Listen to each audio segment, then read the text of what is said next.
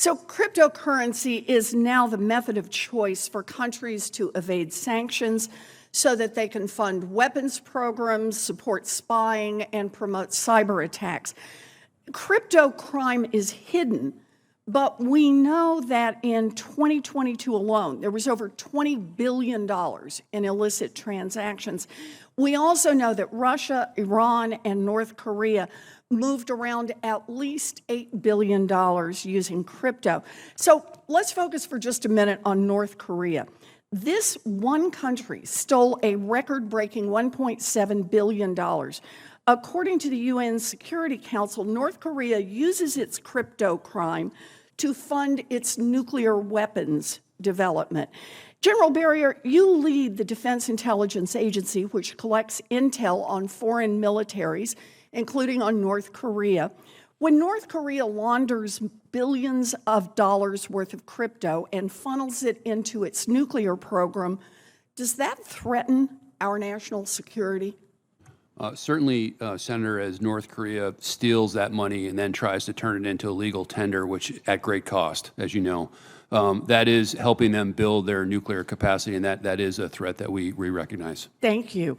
So, Director Haynes, earlier this year, the U.S. intelligence community, which you lead, put out its annual threat assessment in which you identified North Korean cryptocurrency heists as part of a, and I'm going to quote you here, sophisticated and agile espionage, cybercrime, and attack threat.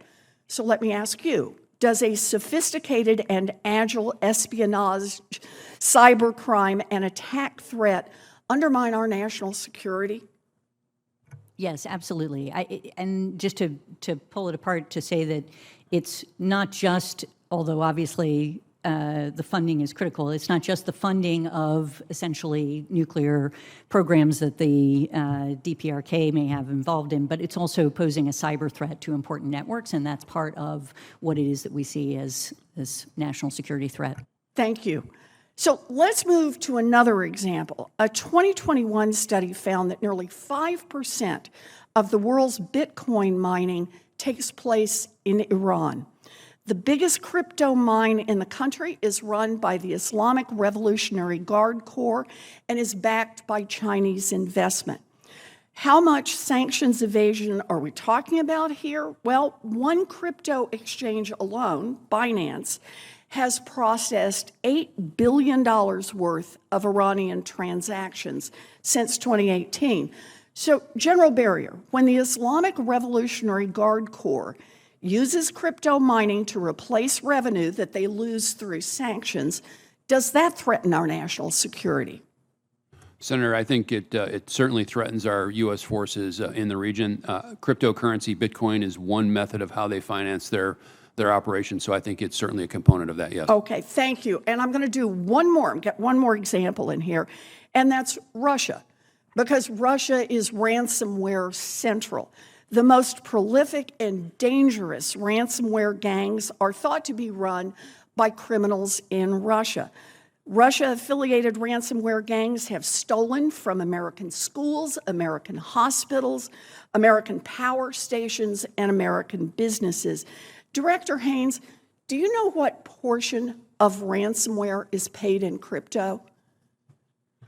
So we assess that the vast majority of modern ransomware operators demand cryptocurrency, and when those demands aren't met, they probably, are paid in that form. But part of the challenge for us in terms of identifying specifically how much is being used, is using cryptocurrency, is that all ransomware incidents or payments aren't reported or documented. Fair enough, so fair enough. But when the HSGAC committee, Homeland Security Committee, put out its report, it said basically it's 100%. Does that sound about right to you? This is a business model built on crypto, is it not?